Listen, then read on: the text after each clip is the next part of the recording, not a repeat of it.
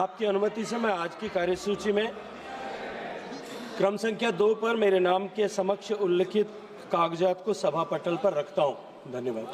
Item number 3 Shri Sukanta Majumdar. Sir, with your kind permission, on behalf of my colleague Sri Jayant Chaudhary, I rise to lay on the table of the House paper listed against his name at serial number 3 of the list of business in Lok Sabha for today, that is the 8th December 2025. Item number 4 Shri Pankaj Chaudhary. माननीय अध्यक्ष जी, मैं आज की कार्यसूची में मेरे नाम के सामने मत संख्या 4 पर वर्णित कागजात आपकी अनुमति से सदन के पटल पर रखता हूं। आइटम नंबर 5 श्री शोभा कारंद लजे। स्पीकर सर, शोभा जी, आपके अनुमति से आज का कार्यसूची में मेरे नाम के सामने उल्लेखित दस्तावेज सदन के पटल पर रखती हूँ। Item number 6 Shri Kirti Vardhan Singh. Speaker, sir, with your permission, I rise to lay on the table of the House the papers related to the Ministry of Environment, Forest and Climate Change as mentioned against serial number 6 in today's list of business. Thank you. Item number 7 Shri Harsh Malhotra. माननीय अध्यक्ष जी, आपकी अनुमति से मैं आज की कार्यसूची में क्रमांक 7 पर मेरे नाम के सामने उल्लेखित पत्रों को सदन के पटल पर रखना चाहता हूं। माननीय सदस्यगण, 377 के अधीन जो मामले सदन में उठाने हैं, मैं उनको सदन के पटल पर रखने की अनुमति प्रदान करता हूं। प्लीज रख दें सब। आइटम नंबर 8 श्री रंगा अप्पा बड़ने। माननीय अध्यक्ष महोदय, मैं आज की पुनरीक्षित कार्यसूची में मेरे नाम के समक्ष यथाशक्ति देश के में और सौर और परियोजना के कार्य निष्पादन का मूल्यांकन विषयक ऊर्जा संबंधी स्थायी समिति 18वीं लोकसभा के 10वें प्रतिवेदन हिंदी तथा अंग्रेजी संस्करण की एक प्रति प्रस्तुत करता हूं। आइटम नंबर 9 श्री रंग अप्पा बाड़ने। माननीय अध्यक्ष महोदय, मैं आज की पुनरीक्षित कार्यसूची में मेरे नाम के समक्ष यथासूचीबद्ध ऊर्जा संबंधी स्थायी समिति के 3 विवरणों हिंदी और अंग्रेजी संस्करण की एक प्रति सभा पटल पर रखता हूं। आइटम नंबर 10 श्री राजीव राय। माननीय अध्यक्ष जी, आज की कार्यसूची में क्रम संख्या 10 पर मेरे नाम के समक्ष यथासूचीबद्ध शिक्षा मंत्रालय से संबंधित उच्चतर शिक्षा विभाग के अंतर्गत स्वायत्त निकायों और संस्थानों NTA, NSE प्रारूप UGC विधिनियम, ICHR, ICPR, ICSSR, IIS Shimla और ओरोविला फाउंडेशन की समीक्षा के संबंध में शिक्षा, महिला, बाल कल्याण, युवा और खेल संबंधी संसदीय स्थायी समिति का 371वां प्रतिवेदन हिंदी और अंग्रेजी में सभा के पटल पर रखता हूं। Item number 11 Shri B Mahtab. So I beg to lay the final action taken statements, Hindi and English version of the government on the recommendation contained in Chapter 1 of the following reports of the committee. 14th report of 18th Lok Sabha of the Standing Committee on Finance 24-25 on action taken by the government on the observation recommendations contained in first report of the Standing Committee on Finance on demand for grants 24-25 of the Ministry of Finance, Department of Economic Affairs, Expenditure, Financial Services, Public Enterprise and Investment, and Public Asset Management. 15th report of 18th Lok Sabha of the Standing Committee of Finance 24-25 on action taken by the government on the observation recommendations contained in second report of the Standing Committee on Finance on demand on grants 24-25 of the Ministry of Finance, Department of Revenue. 16th report, 18th Lok Sabha of the Standing Committee on Finance 24-25 in action taken by the government on the observation recommendations contained in third report of the Standing Committee on Finance on demand for grants 24-25 of the Ministry of Corporate Affairs. 17th report, 18th Lok Sabha of the Standing Committee of Finance 24-25 on action taken by the government on the observation recommendations contained in fourth report of the Standing Committee on Finance on demand for grants 24-25 of the Ministry of Planning, Niti Aayog. 18th report, 18th Lok Sabha of the Standing Committee of Finance 24-25 on action taken by the government on the recommendations contained in on the report of 18th Lok Sabha on demand for grants 24-25 of the Ministry of Statistics and Program Implementation. Item number 12, Shri Brajmohan Agrawal. माननीय अध्यक्ष महोदय, मैं आज की कार्यसूची में मेरे नाम के सामने तथा सूचीबद्ध प्राक्कलन समिति के प्रतिवेदनों के संबंध में सरकार द्वारा की गई कार्रवाई को दर्शाने वाले विवरण का हिंदी तथा अंग्रेजी संस्करण सभा पटल पर रखता हूं। माननीय सदस्यगण, आज हम सदन में हमारे राष्ट्रीय गीत वंदे मातरम की 150 वर्ष की यात्रा का स्मरण कर रहे हैं। माननीय श्री बंकिम चंद्र चट्टोपाध्याय जी ने रचित वंदे मातरम की प्रत्येक पंक्ति में भारत की प्रकृति, मातृत्व, वात्सल्य, सौंदर्य और शक्ति का अद्भुत संगम है। ये गीत उस युग में आशा की ज्योति बनकर उभरा जब देश गुलामी के अंधकार से जूझ रहा था। ये गीत ने लाखों भारतीयों को अपने भीतर स्वतंत्रता का स्वप्न देखने का साहस दिया। असंख्य स्वतंत्रता सेनानी फांसी के तख्ते पर चढ़ते हुए और गोलियों का सामना करते हुए, यातनाओं को सहते हुए अपने अंतिम क्षणों में भी वंदे मातरम का उद्घोष करते रहे और मातृभूमि के चरणों में अपना सर्वस्व अर्पित कर दिया। आज हम उन याद अज्ञात सभी वीरों को प्रणाम करते हैं जिनके बलिदान ने वंदे मातरम को केवल एक गीत नहीं बल्कि राष्ट्रीय संकल्प का प्रतीक बना दिया। वंदे मातरम की ऊर्जा आज भी उतनी प्रखर है जितनी स्वतंत्रता संग्राम के दिनों में थी। अतः मैं माननीय प्रधानमंत्री जी से अनुरोध करता हूं कि वह इस विषय पर अपने विचार सदन को साझा करें।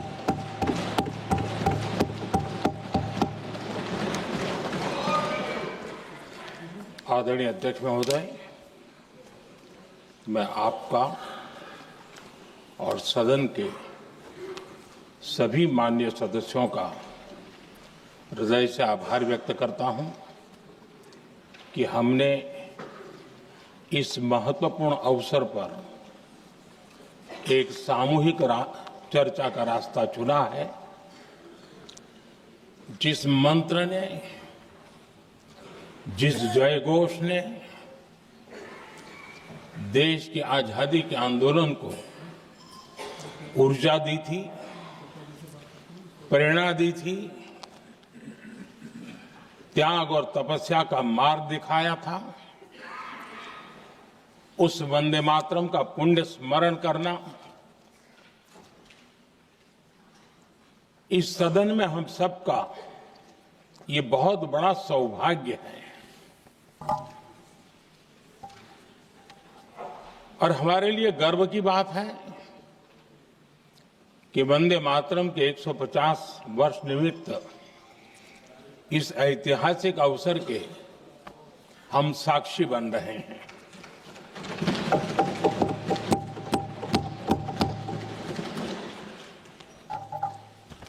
एक ऐसा कालखंड जो हमारे सामने इतिहास की अनगिनत घटनाओं को अपने सामने लेकर के आता है। ये चर्चा सदन की प्रतिबद्धता को तो प्रकट करेगी, लेकिन आने वाली पीढ़ियों के लिए भी, दर पीढ़ी के लिए भी ये शिक्षा का कारण बन सकती है अगर हम सब मिलकर के इसका सदुपयोग करें तो। आदरणीय अध्यक्ष जी, एक ऐसा कालखंड है जब इतिहास के कई प्रेरक अध्याय फिर से हमारे सामने उजागर हुए हैं। अभी अभी हमने हमारे संविधान के 75 वर्ष गौरवपूर्व मनाए हैं। आज देश सरदार वल्लभ भाई पटेल की और भगवान बिरसा मुंडा की 150वीं जयंती भी मना रहा है। और अभी हमने गुरु तेग बहादुर के 350वां बलिदान दिवस भी मनाया। और आज हम वंदे मातरम की 150 वर्ष निमित्त सदन की एक सामूहिक ऊर्जा को, उसकी अनुभूति करने का प्रयास कर रहे हैं। वंदे मातरम 150 वर्ष की यात्रा अनेक पड़ावों से गुजरी है, लेकिन आदरणीय अध्यक्ष जी, वंदे मातरम का जब 50 वर्ष हुए तब देश गुलामी में जीने के लिए मजबूर था। और वंदे मातरम के 100 साल हुए तब देश आपातकाल की जंजीरों में जकड़ा हुआ था।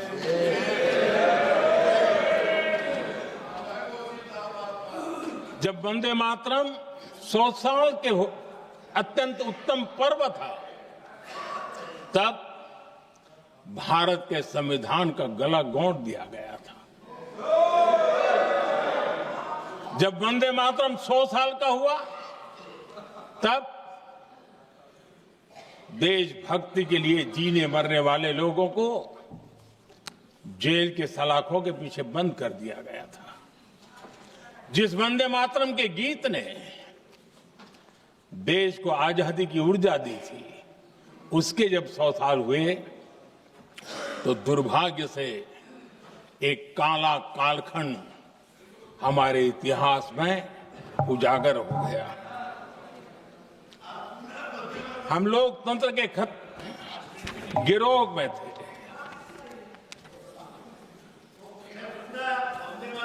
आदरणीय अध्यक्ष जी, 150 वर्ष उस महान अध्याय को,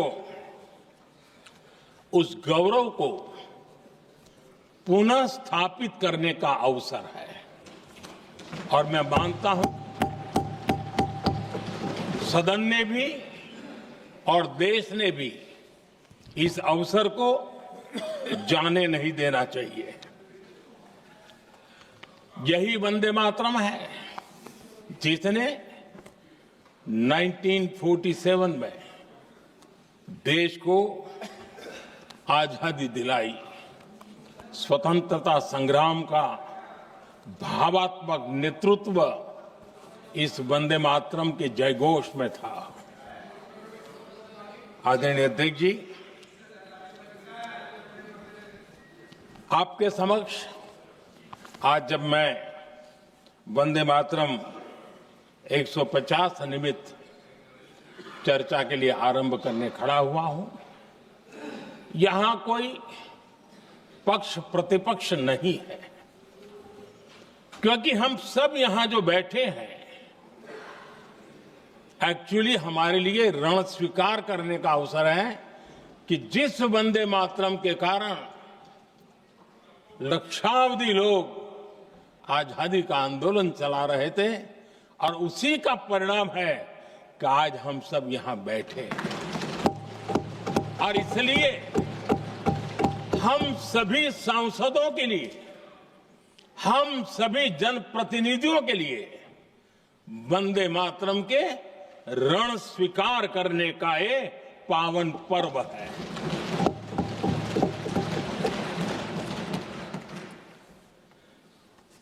और इससे हम प्रेरणा लेकर के वंदे मातरम की जिस भावना ने देश की आजादी का जंग लड़ा, उत्तर दक्षिण पूर्व पश्चिम पूरा देश एक स्वर से वंदे मातरम बोल के आगे बढ़ा।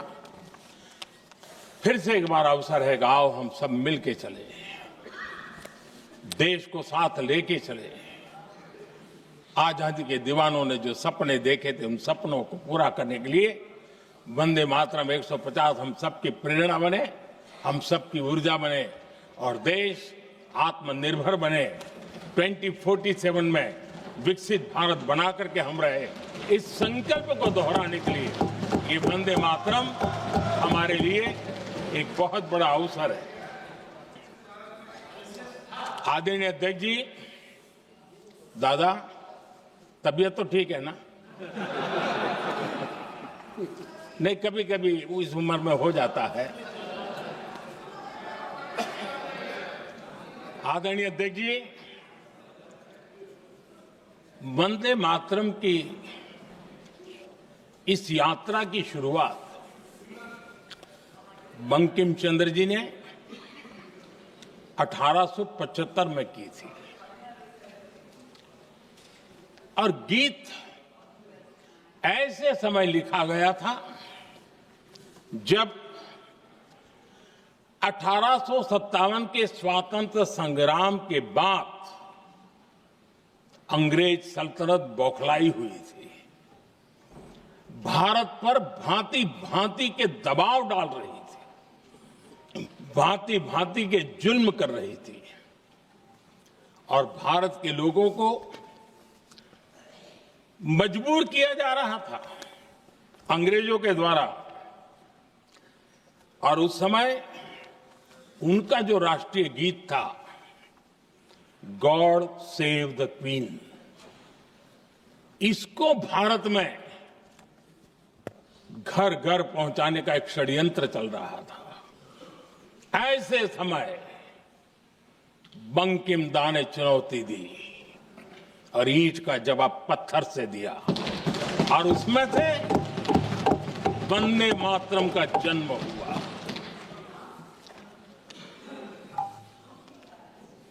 इसके कुछ वर्ष बाद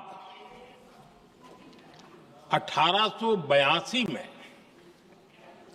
जब उन्होंने आनंद मठ लिखा तो इस गीत का उसमें समावेश किया गया। आदरणीय अध्यक्ष जी, वंदे मातरम ने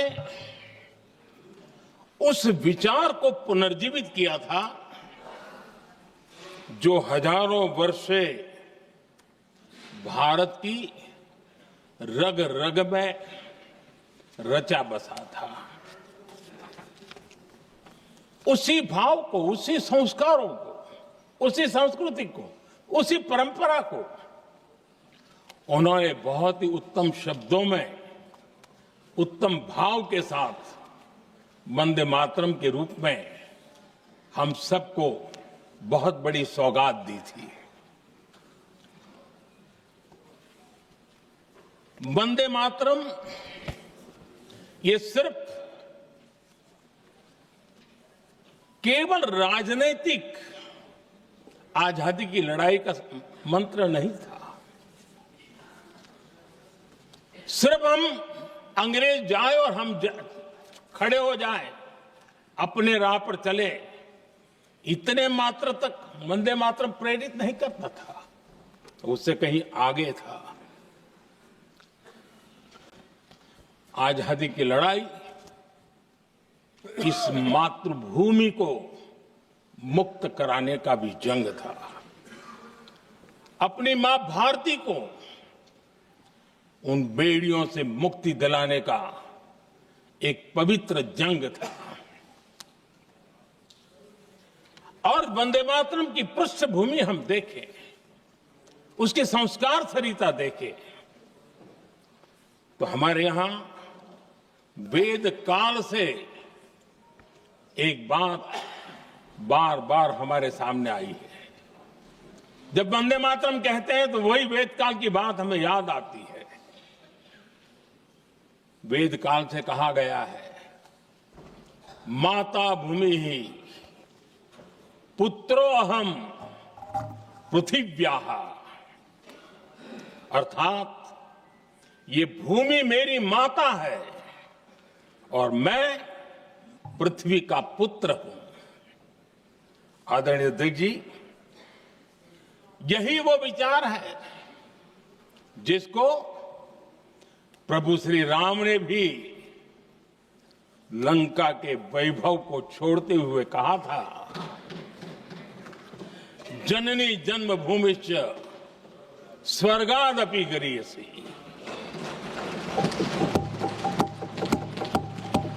वंदे मातरम यही महान सांस्कृतिक परंपरा का एक आधुनिक अवतार है। आदरणीय अध्यक्ष जी, बंकिम दा ने जब वंदे मातरम की रचना की तो स्वाभाविक ही वो स्वतंत्रता आंदोलन का स्वर बन गया। पूरब से पश्चिम, उत्तर से दक्षिण, वंदे मातरम हर भारतीय का संकल्प बन गया।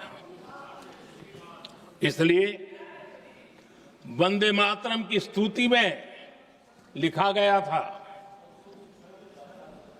मातृभूमि स्वतंत्रता की वेदिका पर मदोमय, मातृभूमि स्वतंत्रता की वेदिका पर मोदमय, स्वार्थ का बलिदान है यह शब्द है वंदे मातरम।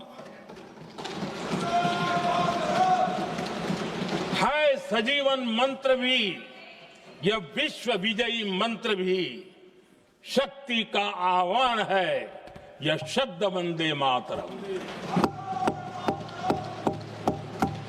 उष्ण शोणित से लिखो, वक्षस्थली को चीरकर, वीर का अभिमान है यह शब्द वंदे मातरम।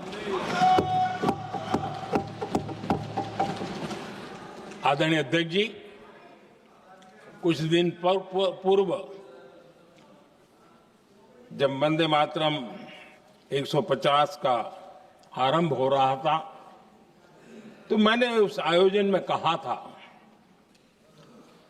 वंदे मातरम हजारों वर्ष की सांस्कृतिक ऊर्जा भी थी, उसमें आजादी का जज्बा भी था और आजाद भारत का विजन भी था। अंग्रेजों के उस दौर में एक फैशन हो गई थी भारत को कमजोर, निकम्मा, आलसी, कर्महीन, इस प्रकार भारत को जितना नीचा दिखा सके ऐसी एक फैशन बन गई थी। और उसमें हमारे यहां भी जिन्होंने तैयार किए थे वो लोग भी वही भाषा बोलते थे। तब बंकिम दा ने उस हीन भावना को भी झकझोरने के लिए और सामर्थ्य का परिचय कराने के लिए वंदे मातरम के भारत के सामर्थ्यशाली स्वरूप को प्रकट करते हुए आपने लिखा था, तम ही दुर्गा दश प्रहरण धारिणी, कमला कमल दल विहारिणी, वाणी विद्या दायिनी, नमामि त्वाम, नमामि कमलाम, अमलाम अतुलाम, सुजलाम सुफलाम, मातरम वंदे मातरम। अर्थात भारत माता ज्ञान और समृद्धि की देवी भी है और दुश्मनों के सामने अस्त्र शस्त्र धारण करने वाली चंडी भी है। अध्यक्ष जी, ये शब्द, ये भाव, ये प्रेरणा गुलामी की हताशा में हम भारतीयों को हौसला देने वाले थे। इन वाक्यों ने तब करोड़ों देशवासियों को यह एहसास कराया कि लड़ाई किसी जमीन के टुकड़े के लिए नहीं है, ये लड़ाई सिर्फ सत्ता के सिंहासन को कब्जा करने के लिए नहीं है। ये गुलामी की बेड़ियों को मुक्त कर हजारों साल की महान जो परंपराएं थी, महान संस्कृति, जो गौरवपूर्ण इतिहास था, उसको फिर से पुनर्जन्म कराने का संकल्प इसमें था।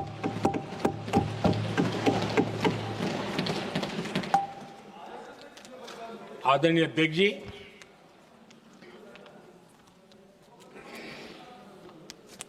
वंदे मातरम, इसका जो जन जन से जुड़ाव था, ये हमारे स्वतंत्र संग्राम की एक लंबी गाथा अभिव्यक्त होती है। आदरणीय अध्यक्ष जी, जब भी जैसे किसी नदी की चर्चा होती है, चाहे सिंधु हो, सरस्वती हो, कावेरी हो, गोदावरी हो, गंगा हो, यमुना हो, उस नदी के साथ एक सांस्कृतिक धारा प्रवाह, एक विकास यात्रा का धारा प्रवाह, एक जन जीवन की यात्रा का प्रवाह उसके साथ जुड़ जाता है। लेकिन क्या कभी किसी ने सोचा है कि आजादी जंग के हर पड़ाव, वो पूरी यात्रा वंदे मातरम की भावनाओं से गुजरता था, उसके तट पर पल्लवित होता था। ऐसा भाव काव्य शायद दुनिया में कहीं उपलब्ध नहीं होगा। आदरणीय अध्यक्ष जी,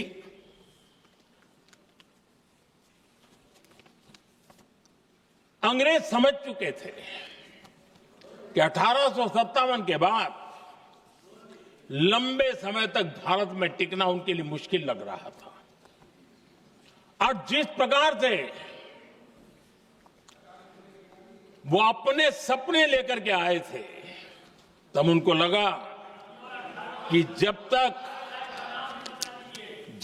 भारत को बांटेंगे नहीं, जब तक भारत को टुकड़ों में नहीं बांटेंगे, भारत में ही लोगों को एक दूसरे से लड़ाएंगे नहीं, तब तक यहां राज करना मुश्किल है। और अंग्रेजों ने बांटो और राज करो इस रास्ते को चुना और उन्होंने बंगाल को इसकी प्रयोगशाला बनाया, क्योंकि अंग्रेज भी जानते थे वो एक वक्त था जब बंगाल का बौद्धिक सामर्थ्य देश को दिशा देता था, देश को ताकत देता था, देश को प्रेरणा देता था। और इसलिए अंग्रेज भी चाहते थे कि बंगाल का ये जो सामर्थ्य है वो पूरे देश की शक्ति का एक प्रकार से केंद्र बिंदु है। और इसलिए अंग्रेजों ने सबसे पहले बंगाल के टुकड़े करने की दिशा में काम किया। और अंग्रेजों का मानना था कि एक बार बंगाल टूट गया तो ये देश भी टूट जाएगा और वो यावत चंद्र दिवाकरो राज करते रहेंगे, ये इनकी सोच थी। 1905 में अंग्रेजों ने बंगाल का विभाजन किया, लेकिन जब अंग्रेजों ने 1905 में ये पाप किया तो वंदे मातरम चट्टान की तरह खड़ा रहा।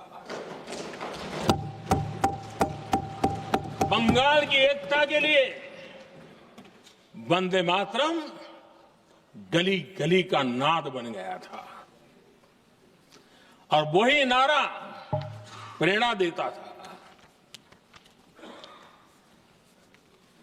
अंग्रेजों ने बंगाल विभाजन के साथ ही भारत को कमजोर करने के बीच और अधिक बोने की दिशा पकड़ ली थी। लेकिन वंदे मातरम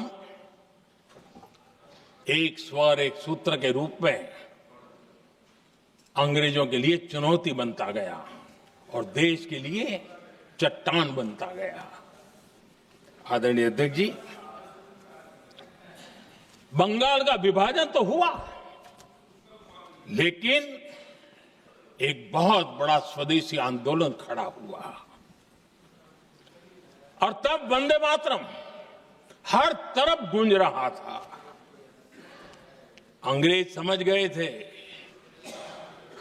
कि बंगाल की धरती से निकला बंकिम दा का ये भाव सूत्र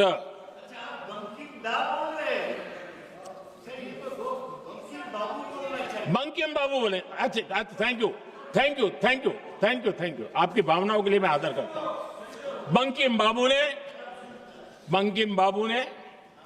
थैंक यू दादा, थैंक यू। हाँ, आपको तो दादा कह सकता हूं ना, वरना उसमें भी आपको इतराज हो जाएगा। बंकिम बाबू ने ये जो भाव विश्व तैयार किया था, उनके भाव गीत के द्वारा उन्होंने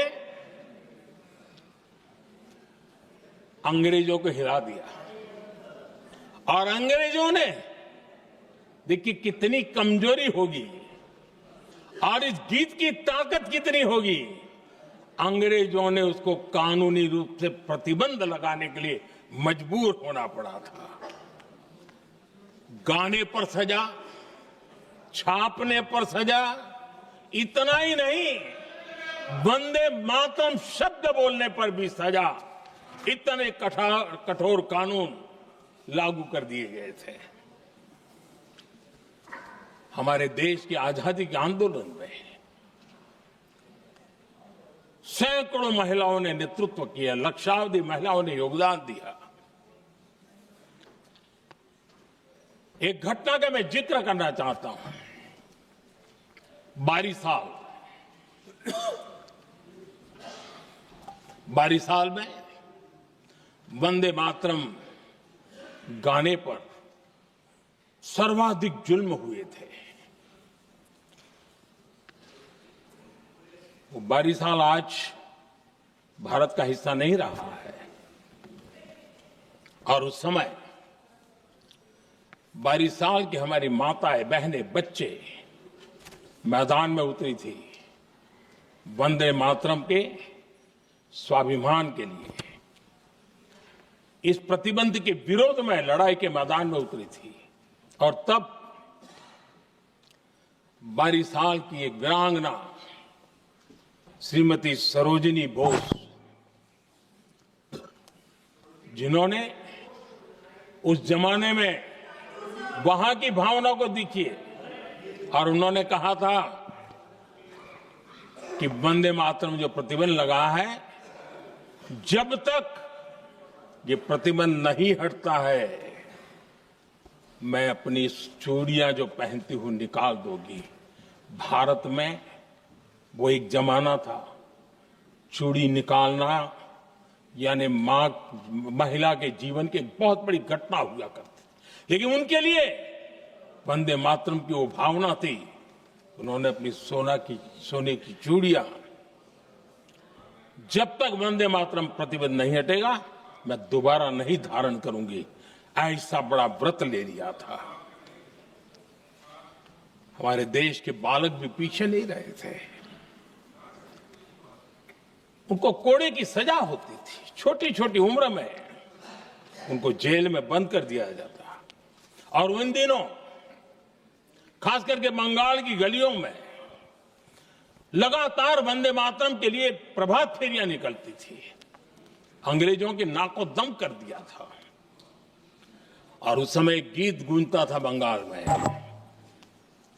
जाए जाबे जीवोनो चोले, जाए जाबे जीवोनो चोले, जोगो तो माजे तोमार काजे, वंदे मातरम बोले। अर्थात हे मां, संसार में तुम्हारा काम करते और वंदे मातरम कहते जीवन भी चला जाए तो वो जीवन भी धन्य है, ये बंगाल की गलियों में बच्चे कह रहे हैं। ये गीत उन बच्चों की हिम्मत का स्वर था और उन बच्चों की हिम्मत ने देश को हिम्मत दी थी। बंगाल की गलियों से निकली आवाज देश की आवाज बन गई थी।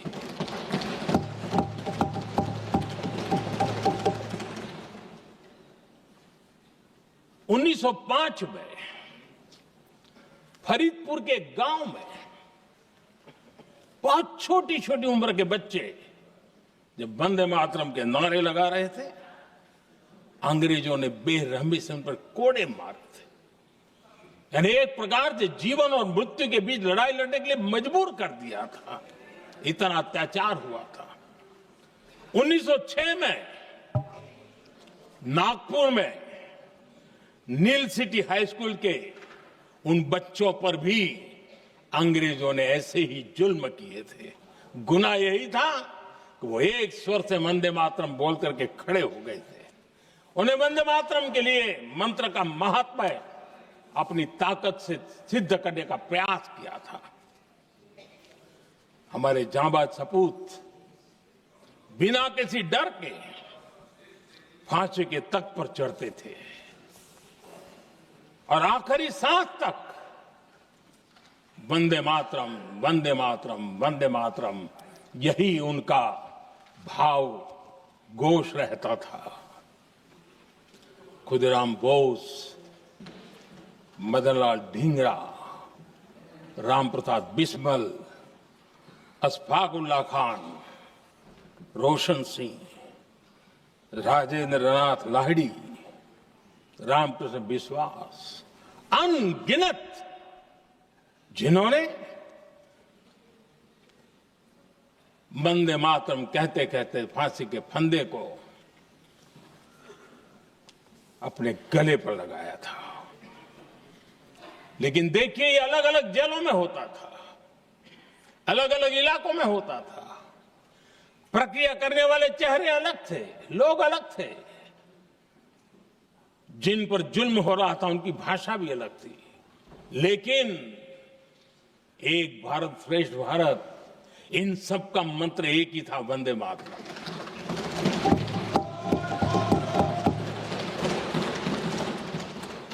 चटगांव की स्वराज क्रांति, जिन युवाओं ने अंग्रेजों को चुनौती दी, वे भी इतिहास के चमकते हुए नाम है। हरगोपाल बाल, पुलिन विकास घोष, त्रिपुर सेन, इन सब ने देश के लिए अपना बलिदान दिया। मास्टर सूर्यसेन को 1934 में जब फांसी दी गई, तब उन्होंने अपने साथियों को एक पत्र लिखा और पत्र में एक ही शब्द की गूंज थी और वो शब्द था वंदे मातरम।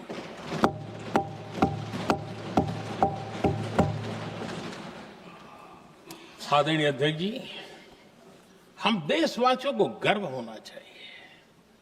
दुनिया के इतिहास में कहीं पर भी ऐसा कोई काव्य नहीं हो सकता, ऐसा कोई भावगीत नहीं हो सकता जो सदियों तक एक लक्ष्य के लिए कोटि कोटि जनों को प्रेरित करता हो और जीवन आहूत करने के लिए निकल पड़ते हो। दुनिया में ऐसा कोई भावगीत नहीं हो सकता जो वंदे मातरम। पूरे विश्व को पता होना चाहिए कि गुलामी के कालखंड में भी ऐसे लोग हमारे यहां पैदा होते थे जो इस प्रकार के भावगीत की रचना कर सकते थे। ये विश्व के लिए अजूबा है। हमें गर्व से कहना चाहिए, तब दुनिया भी मानना शुरू करेगी। ये हमारी स्वतंत्रता का मंत्र था, ये बलिदान का मंत्र था। ये ऊर्जा का मंत्र था, ये सात्विकता का मंत्र था, ये समर्पण का मंत्र था, ये त्याग और तपस्या का मंत्र था, संकटों को सहने का सामर्थ्य देने का ये मंत्र था, और वो मंत्र वंदे मातरम था। और इसलिए गुरुदेव रविंद्रनाथ टैगोर ने लिखा था, उन्होंने लिखा था, एकी सूत्रे बांधी आछी सोहोस्टोटी मौन, एक ही कार्य सौंपी आछी सहस्त्रो जीवन वंदे मातरम। अर्थात एक सूत्र में बंधे हुए सहस्त्र मन, एक ही कार्य में अर्पित सहस्त्र जीवन वंदे मातरम। ये रविंद्रनाथ टैगोर जी ने लिखा। आदरणीय अध्यक्ष जी, उसी कालखंड में वंदे मातरम की रिकॉर्डिंग दुनिया के अलग अलग भागों में पहुंची और लंदन में जो क्रांतिकारियों की एक प्रकार से तीर्थ भूमि बन गया था, वो लंदन का इंडिया हाउस, वीर सावरकर जी ने वहां वंदे मातरम गीत, और वहां ये गीत बार बार गूंजता था। देश के लिए जीने मरने वालों के लिए वो एक बहुत बड़ा प्रेरणा का अवसर रहता था। उसी समय बिपिन चंद्र पाल और महर्षि अरविंद घोष, उन्होंने अखबार निकाले, उस अखबार का नाम भी उन्होंने वंदे मातरम रखा। यानी डगर डगर पर अंग्रेजों की नींद हराम करने के लिए वंदे मातरम काफी हो जाता था, और इसलिए उन्होंने इस नाम रखा। अंग्रेजों ने अखबारों पर रोक लगा दी, तो मैडम भिकाजी कामा ने पेरिस में एक अखबार निकाला और उसका नाम उन्होंने वंदे मातरम रखा। आदरणीय अध्यक्ष जी, वंदे मातरम ने भारत को स्वावलंबन का रास्ता भी दिखाया। उस समय माचिस की डिबिया, मैच बॉक्स, वहां से लेकर के बड़े बड़े शिप, उस पर भी वंदे मातरम लिखने की परंपरा बनी। और बाहरी कंपनियों को चुनौती देने का एक माध्यम बन गया, स्वदेशी का एक मंत्र बन गया। आजादी का मंत्र स्वदेशी के मंत्र की तरफ विस्तार होता गया। आदरणीय अध्यक्ष जी, मैं एक और घटना का जिक्र भी करना चाहता हूं। 1907 में जब वीओ चिदम्बरम पिल्लाई, उन्होंने स्वदेशी कंपनी का जहाज बना, तो उस पर भी लिखा था वंदे मातरम।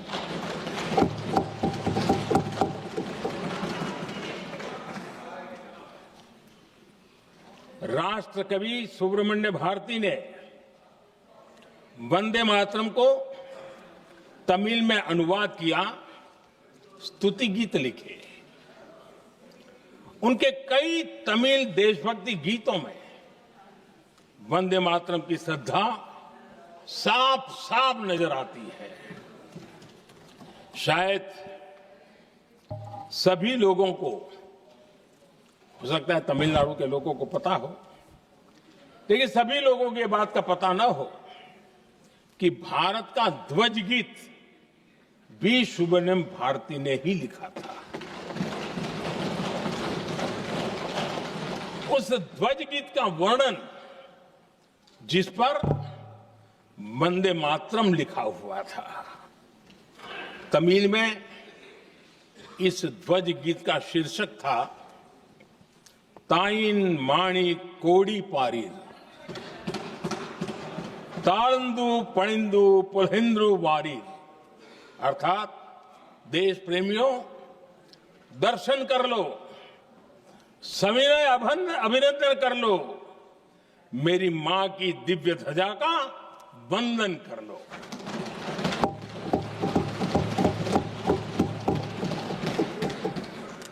आदरणीय अध्यक्ष महोदय,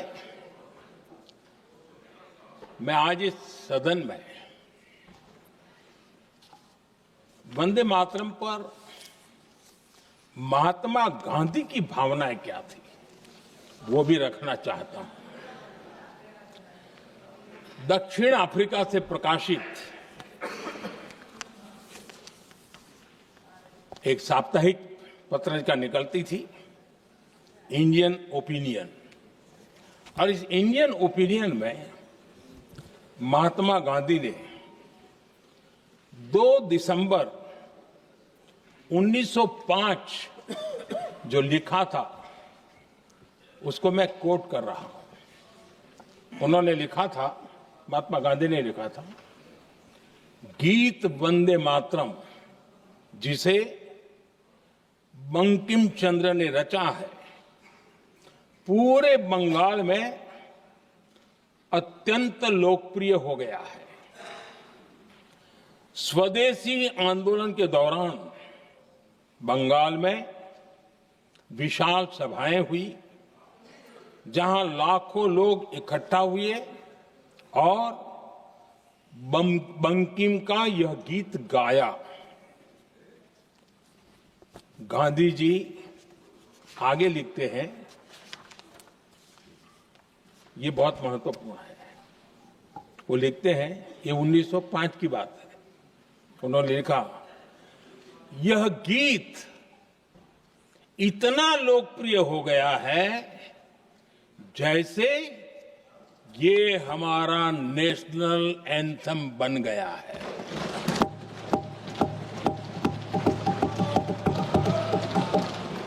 इसकी भावनाएं महान है और यह अन्य राष्ट्रों के गीतों से अधिक मधुर है। इसका एकमात्र उद्देश्य हम में देशभक्ति की भावना जगाना है। यह भारत को मां के रूप में देखता है और उसकी स्तुति करता है। अध्यक्ष जी, जो वंदे मातरम 1905 में महात्मा गांधी को नेशनल एंथम के रूप में दिखता था, देश के हर कोने में, हर व्यक्ति के जीवन में जो भी देश के लिए जीता जानता, देश के लिए जागता था, उन सब के लिए वंदे मातरम की ताकत बहुत बड़ी थी। वंदे मातरम इतना महान था, जिसकी भावना इतनी महान थी, तो फिर पिछली सदी में इसके साथ इतना बड़ा अन्याय क्यों हुआ?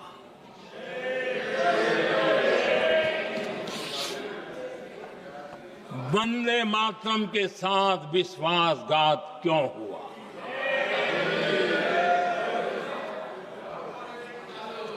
ये अन्याय क्यों हुआ? वो कौन सी ताकत थी जिसकी इच्छा खुद पूज्य बापू की भावनाओं पर भी भारी पड़ गई, जिसने वंदे मातरम जैसी पवित्र भावना को भी विवादों में घसीट दिया? मैं समझता हूं कि आज जब हम वंदे मातरम के 150 वर्ष का पर्व मना रहे हैं, चर्चा कर रहे हैं, तो हमें उन परिस्थितियों को भी हमारी नई पीढ़ियों को जरूर बताना हमारा दायित्व है, जिससे के वजह से वंदे मातरम के साथ विश्वासघात किया गया। वंदे मातरम के प्रति मुस्लिम लीग की विरोध की राजनीति तेज होती जा रही थी। मोहम्मद अली जिन्ना ने लखनऊ से 15 अक्टूबर 1937 को वंदे मातरम के विरुद्ध का नारा बुलंद किया। फिर कांग्रेस के तत्कालीन अध्यक्ष जवाहरलाल नेहरू को अपना सिंहासन डोलता दिखा। बजाय कि नेहरू जी मुस्लिम लीग के आधारहीन बयानों को तगड़ा जवाब देते, करारा जवाब देते, मुस्लिम लीग के बयानों की निंदा करते,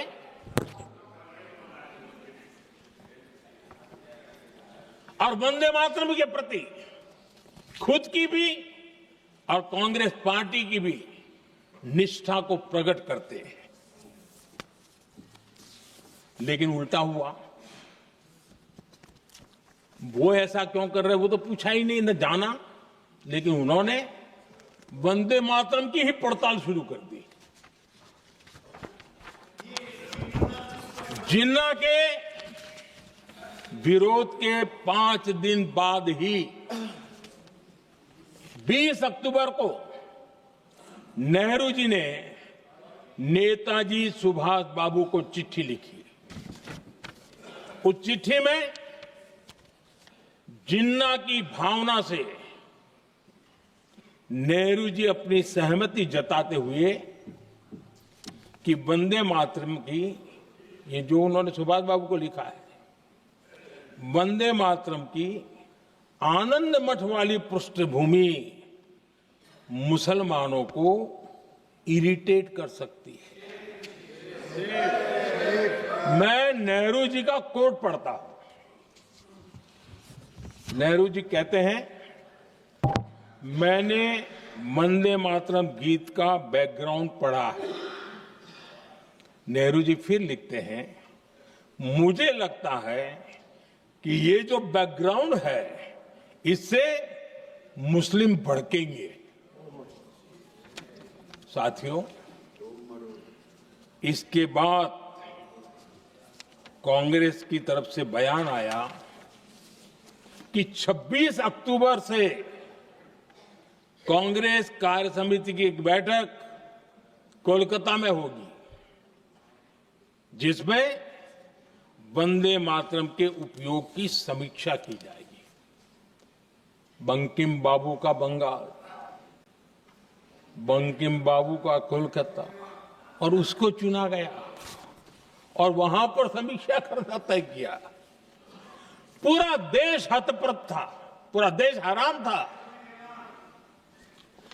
पूरे देश में देशभक्तों ने इस प्रस्ताव के विरोध में देश के कोने कोने में प्रभात फेरियां निकाली, वंदे मातरम गीत गाया। लेकिन देश का दुर्भाग्य कि 26 अक्टूबर को कांग्रेस ने वंदे मातरम पर समझौता कर लिया।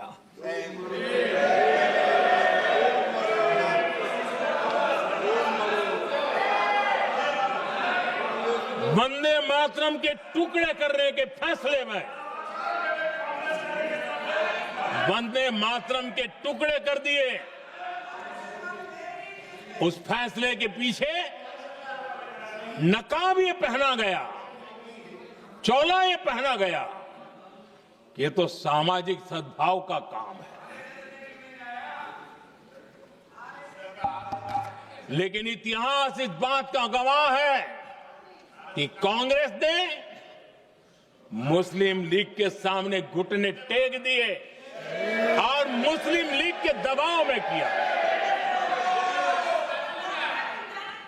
और कांग्रेस का ये तुष्टीकरण की राजनीति को साधने का एक तरीका था। आदरणीय अध्यक्ष जी, तुष्टीकरण की राजनीति के दबाव में कांग्रेस वंदे मातरम के बंटवारे के लिए झुकी। इसलिए कांग्रेस को एक दिन भारत के बंटवारे के लिए झुकना पड़ा।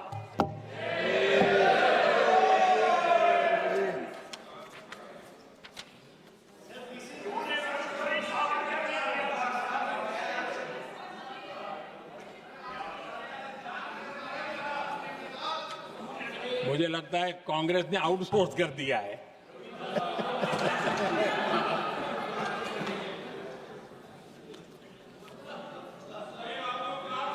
दुर्भाग्य से कांग्रेस की नीतियां वैसी की वैसी थी है, और इतना ही नहीं, आईएनसी चलते चलते एमएमसी हो गया है।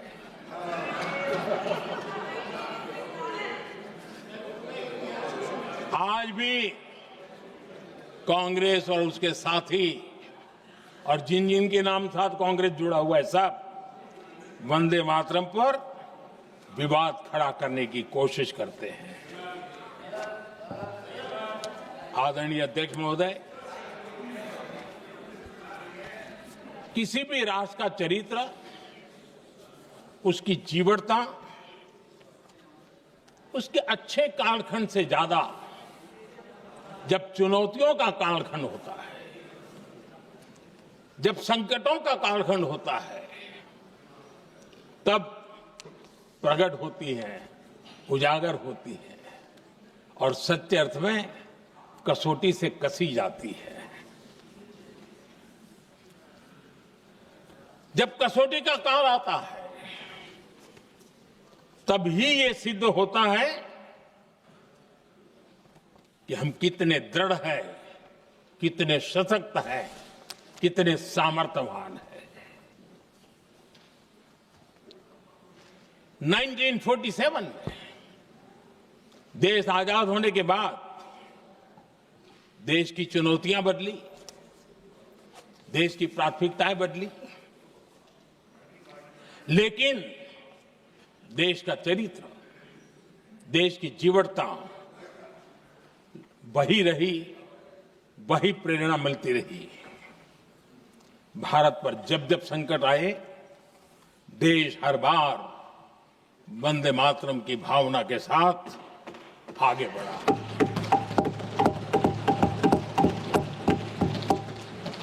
बीच का कालखंड कैसा गया जाने दो, लेकिन आज भी 15 अगस्त 26 जनवरी की जब बात आती है, हर घर तिरंगा की बात आती है, चारों तरफ भाव दिखता है, तिरंगे झंडे फहराते। एक जमाना था जब देश पर खाद्य का संकट आया, वही वंदे मातरम का भाव था। मेरे देश के किसानों ने अंदर के भंडार भर दिए, और इसके पीछे भाव वही है, वंदे मातरम। जब देश की आजादी को कुचलने की कोशिश हुई, संविधान के पीठ पे छुरा भोंक दिया गया, आपातकाल थोप दिया गया, यही वंदे मातरम की ताकत थी कि देश खड़ा हुआ और परास्त करके रहा। देश पर जब भी युद्ध थोपे गए, देश को जब भी संघर्ष की नौबत आई, यही वंदे मातरम का भाव था। देश का जवान सीमाओं पर अड़ गया और मां भारती का झंडा फहराता रहा, विजय श्री प्राप्त कर। कोरोना जैसे वैश्विक महासंकट आया, यही देश उसी भाव से खड़ा हुआ, उसको भी परास्त करके आगे बढ़ गया। आदरणीय अध्यक्ष जी, यह राष्ट्र की शक्ति है, यह राष्ट्र को भावनाओं से जोड़ने वाला सामर्थ्यवान एक ऊर्जा प्रवाह है, ये चेतना प्रवाह है, ये संस्कृति की अविरल धारा का प्रतिबिंब है, उसका प्रकटीकरण है। ये वंदे मातरम हमारे लिए सिर्फ स्मरण करने का काल नहीं, एक नई ऊर्जा, नई प्रेरणा का लेने का काल बन जाए, और हम उसके लिए प्रति समर्पित होते चले। और मैंने पहले कहा, हम लोगों पर तो कर्ज है वंदे मातरम का। वही वंदे मातरम है जिसने वो रास्ता बनाया, जिस रास्ते से हम यहां पहुंचे हैं, और इसलिए हमारा कर्ज बनता है।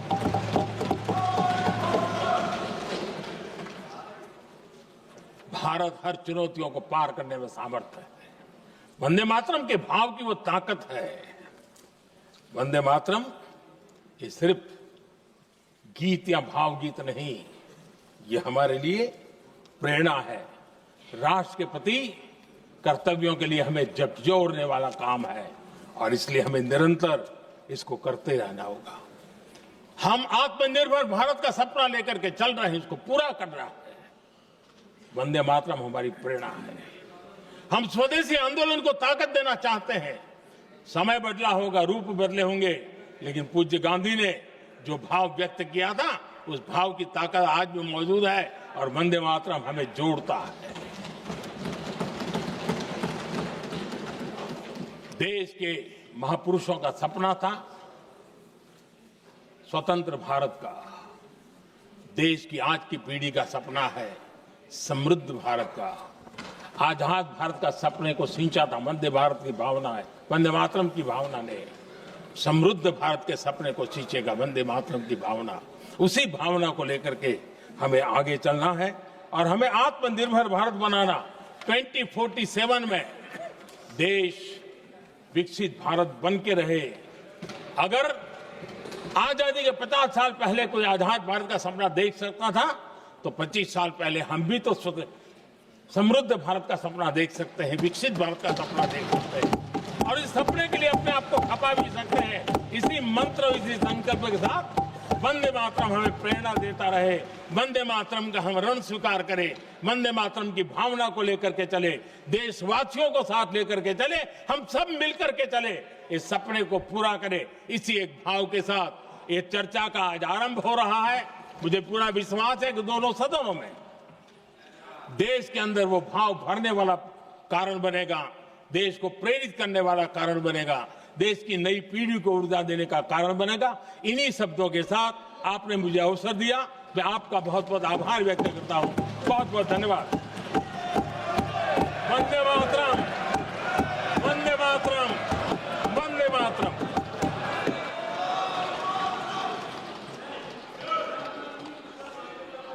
श्री गौरव गोगोई।